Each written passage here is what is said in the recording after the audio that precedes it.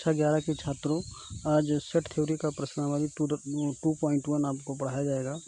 तो जैसे इसमें देख सकते हैं, पहला क्वेश्चन आपका क्या है। पहला क्वेश्चन है, यदि x/3 + 1 y-2/3 = 5/3 1/3 तो x y का मान ज्ञात कीजिए। तो इसका सलूशन आप देख सकते हैं। सलूशन इसका है, x दोनों बराबर की क्रिया में है, इसलिए हम इसको क्या कर लिए, तुलना कर लिए। दोनों बराबर की क्रिया में है, इसलिए इसको हम क्या कर लिए, तुलना कर लिए। ये वाला देखिए बराबर है ना, तो x/3 + 1 = 5/3, 1 को पक्षांतर किया गया तो आ गया 2/3, 1 1 कैंसिल हो गया तो x बराबर 2 आ गया। y-2/3 = 1/3, इसको -2/3 को पक्षांतर करेंगे तो आपका जुड़ जाएगा, क्योंकि माइनस में है। तो 1/3 + 2/3 = 3/3, तो y इक्वल आपका हो जाएगा 1 आ जाएगा।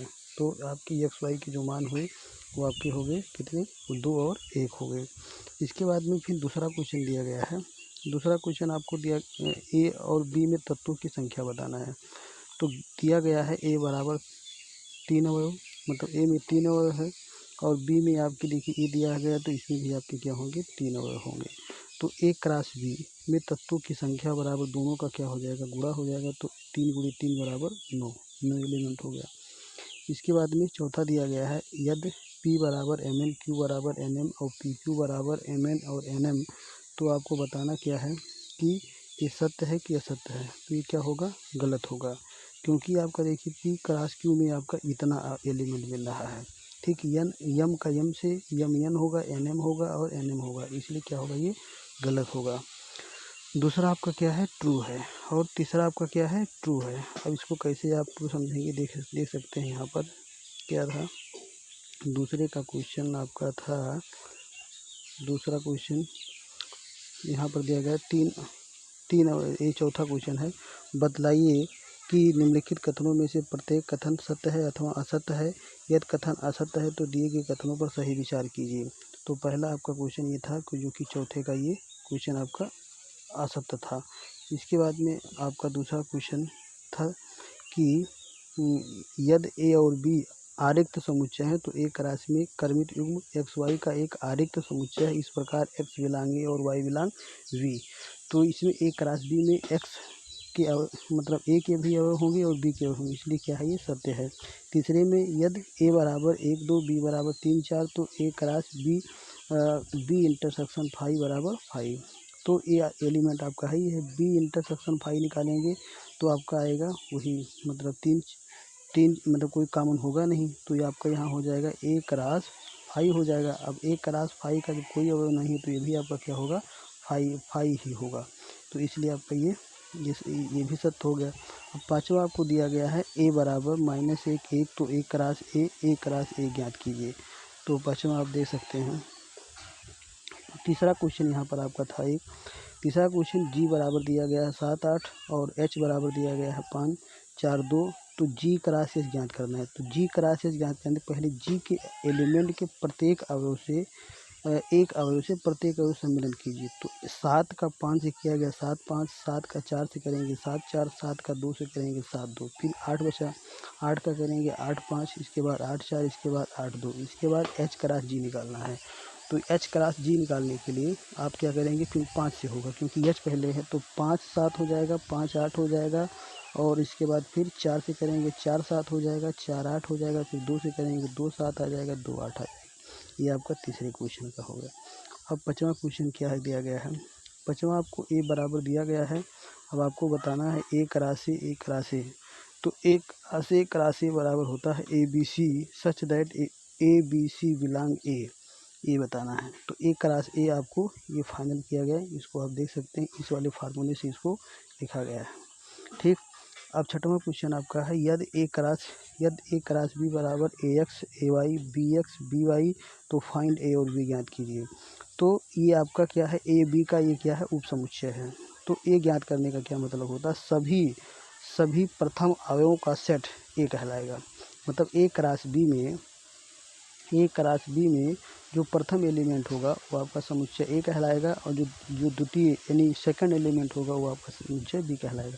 तो ए और बी, तो ए बी आपका हो गया, ए हो गया, एक्स वाई तो एक्स वाई आपका बी हो गया।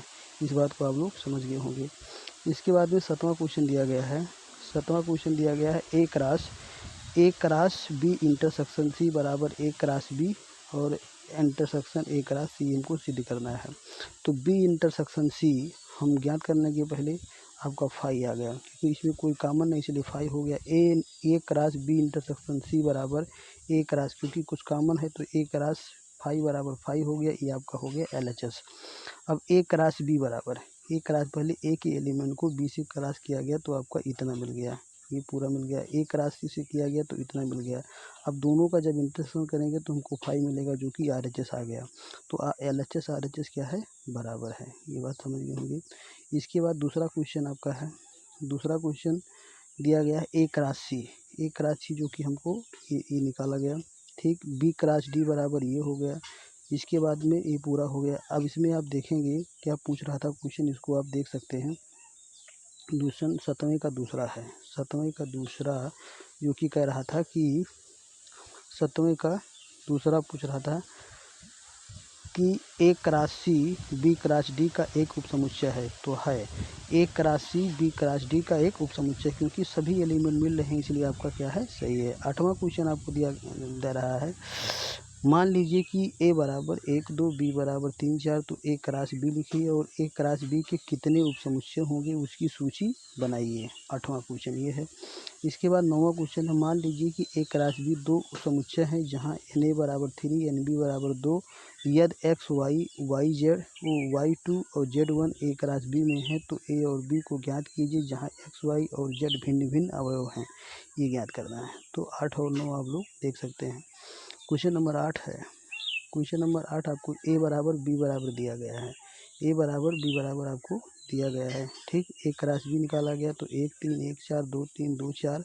अब इसमें देखिए इस वाले समुच्चय अवयव की संख्या क्या है, 3 है।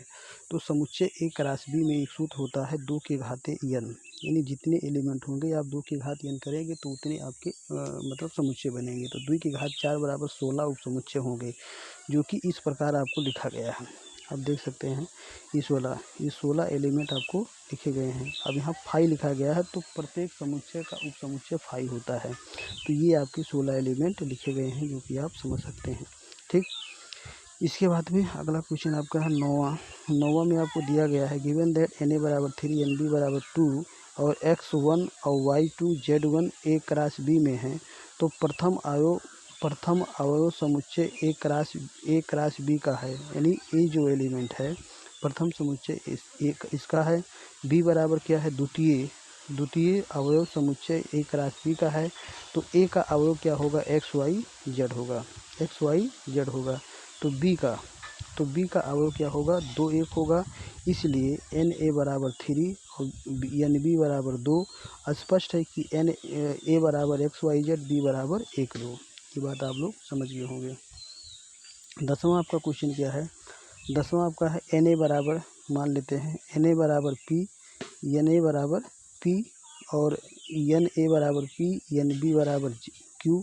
तो Na क्रॉस बी में अवयव की संख्या दोनों गुणा होगा, PQ हो जाएगा। Na क्रॉस A बराबर Na इंटू Na। अब आपको दिया क्या है, Na क्रॉस A बराबर 9 दिया गया है। तो Na क्रॉस Na बराबर 9, इसलिए Na बराबर आपका हो जाएगा 3। Na बराबर क्या हो जाएगा, 3, क्योंकि 3 का 3 से गुणा करेंगे तभी 9 आएगा। तो 3 हो गया। अब यहाँ हम स्पष्ट कर सकते हैं कि Na बराबर 3, तो A बराबर -1 0 1 होगा। तो A क्रॉस A का जो सेट बनेगा ये आपका -1 1 1 -1 0 -1 0 -1 0 0 -1 0 0 1 -0 1 0 और 1 1। ये आपके क्या हो जाएंगे, एलिमेंट हो जाएंगे। सभी आप न A क्रॉस A का क्या हो जाएगा, समुच्चय हो जाएगा। तो छात्रों ये प्रश्नावली 2.1 को आप लोग ध्यानपूर्वक वीडियो देखकर समझिए। जो ना समझ में आए कमेंट बॉक्स में कीजिए और अपने दोस्तों और मित्रों में शेयर और लाइक ज़रूर करना।